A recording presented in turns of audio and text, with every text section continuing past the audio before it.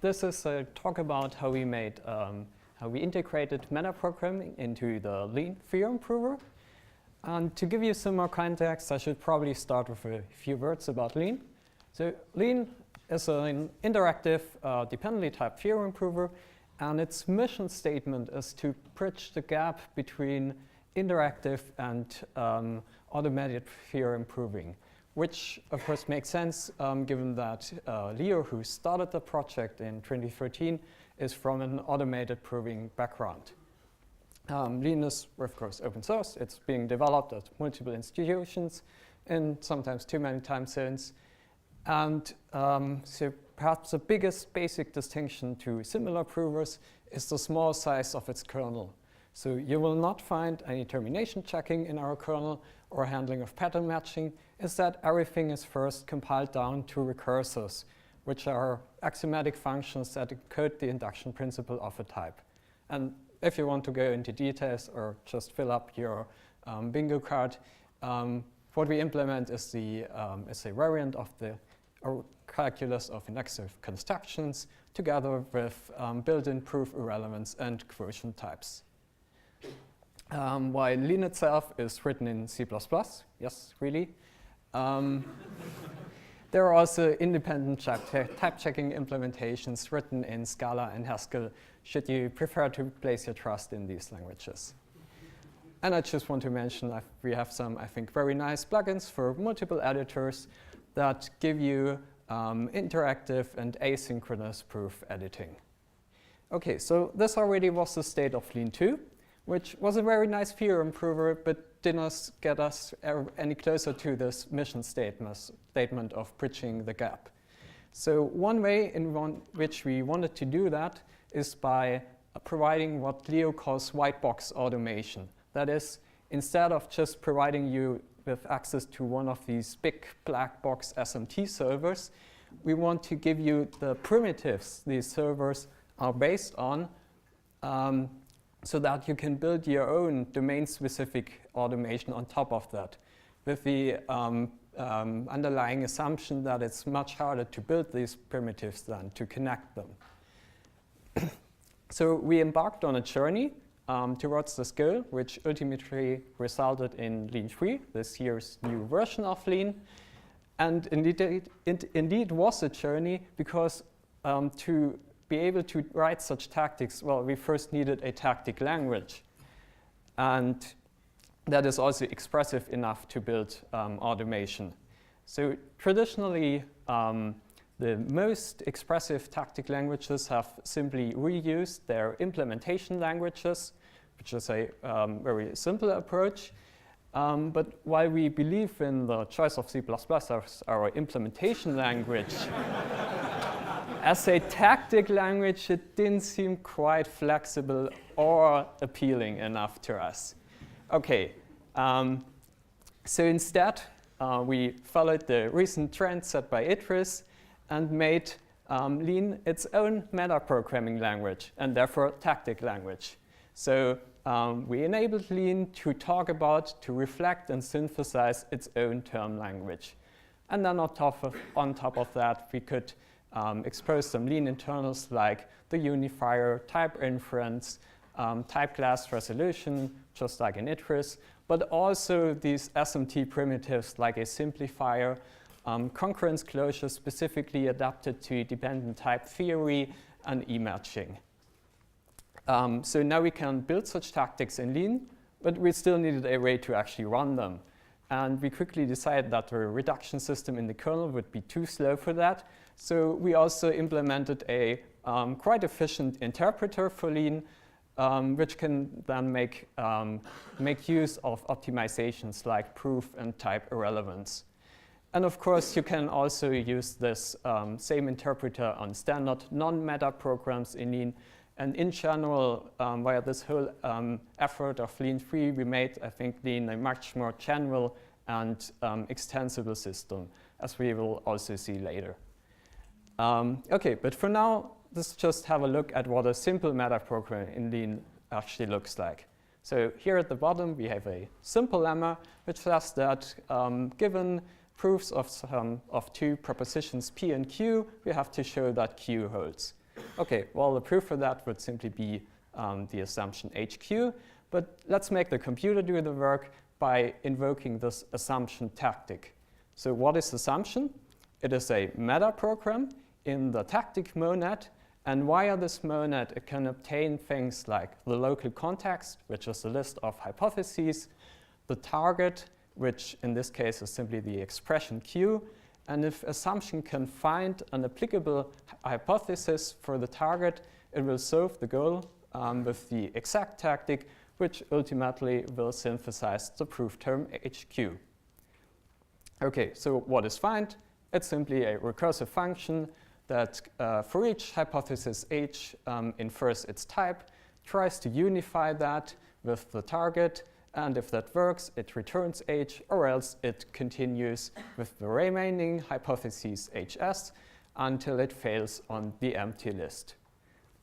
So the first basic ingredient of metaprogramming in Lean, I would say, is just standard monadic programming in this tactic monad. And perhaps the second basic ingredient should then be this reflected representation of our term language. So there is an inductive type expr that simply has a constructor for each basic kind of expression in Lean. And indeed, there you will not find any fixed point or match expression in there. We provide some customary quotation syntax for that, which can also be used in patterns and contain ending quotations. So these basics are much like in ITRIS, but there is an invisible but important distinction.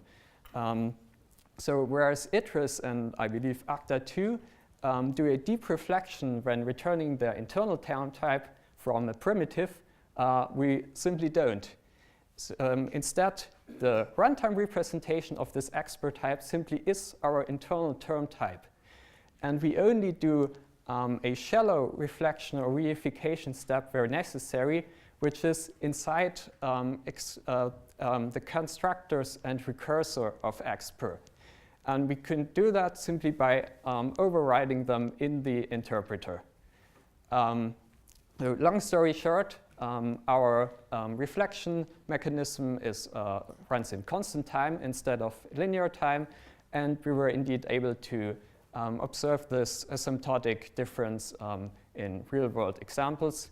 And I would argue that this optimization is really crucial if you want to write viable, non-trivial automation. So yes, we did write things more complex than assumption. So just to give you a brief overview, what we describe in the paper is how to build a robust simplifier in just a few dozen lines.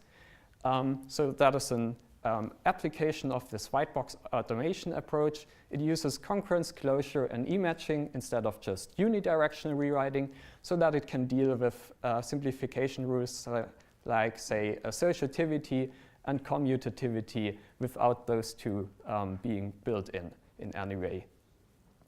And on top of that, we implemented a simple variant of Crush that uses RSimp together with some induction and case distinction heuristics. So yeah, with that you can prove simple properties about recursive functions. At a slightly larger scale, Gabriel has implemented a whole superposition prover purely in Lean, so that can come up with more elaborate proofs like if every element of a monad has a right inverse, then that is also the left inverse. So I actually had to look up how that proof works, so I can state that Lean already is smarter than me. And just to show that we can write things other than tactics, I just want to mention that we also have a command line debugger, which is a metaprogram that uses an extension point into the interpreter so that you can step through your tactics, look at the stack, and print local expressions, which will use the Lean pretty printing type class for output. And of course, we have a whole library of more basic tactics like assumption around that ships with Lean. OK, so writing tactics, non-trivial tactics in Lean seems to be possible. But what about actually putting them to use? So we have seen that we can simply pass a metaprogram to the by keyword to execute it. So in this example, we introduce a hypothesis H, where the backtick H without the parentheses is a name literal. Then we simplify that using the zero-add lemma. With the getLocal tactic, we can obtain an expression representing H, which we can then use to splice into another expression and ultimately solve the goal. Okay, I don't know about you, but when people complain that tactic proofs are unreadable, I don't think they will be more pleased with this style. So we have to do better than that. And as a first step, we introduced lazy quotations, which postpone name resolution until tactic runtime. So now we can just write H in that last quotation, even if it's not statically in scope. And the exact tactic can then resolve that to the actual expression at runtime. And now we can start with a syntax sugaring. So we provide a begin-end block that can take a list of tactics, and each tactic can describe its very own domain-specific language for how to parse its parameters. And with that, we get back to, I would say, a more traditional tactic syntax, and yeah, arguably a slightly more readable one. But okay, so how does that work? Well, the magic is all in the tactic signature. So say for the simp tactic, the types of its parameters tell you how to parse them. And they do this, of course, using a monadic parser combinator that exposes Lean's internal parser. So we have primitive parsers like parse this specific token, parse any identifier, parse a whole Lean expression. And on top of this, we can build up more complex parsers like parse the token at followed by the token star, or one or more identifiers, which is what the simp tactic, at least a simplified example, uses for its second parameter. And yeah, then there's this curious parse function, which extracts the result type of the parser. And well, this is mostly, I should say, a staging restriction, but you could say that we do an implicit monadic bind on each parameter of a tactic. Okay, so we were pretty happy with this monadic parser approach, and I just want to tell you what we did with that after the paper submission, because it seemed too useful to waste just on tactics. So now we have user-defined notation parsers, which are programs in the which are metaprograms in the parser monad that are activated not by a tactic name, but by any specific, any arbitrary token anywhere inside a term. So with that, we could, for example, implement a format or macro that implements string interpolation by parsing the string and then returning a new expression that implements the interpolation. And of course, we can then do the same on the top level. So we now have user-defined commands. And Johannes Hölzel has used that to implement a co-inductive command that brings support for co-inductive predicates to Lean. It's written purely in Lean. And because we exposed the internal parser for the inductive keyword, the co-inductive command can simply reuse exactly the same syntax. And finally, while we already described user-defined attributes in the paper, they can now also take parameters and using, of course, a domain-specific language specified by a parser. So now we have a derive attribute that can take a list of type classes, and via another attribute, you can extend that list and define a new derivable type class purely in Lean. Okay, So let me, I skipped the thank you for now and talk a bit more about what's in the paper.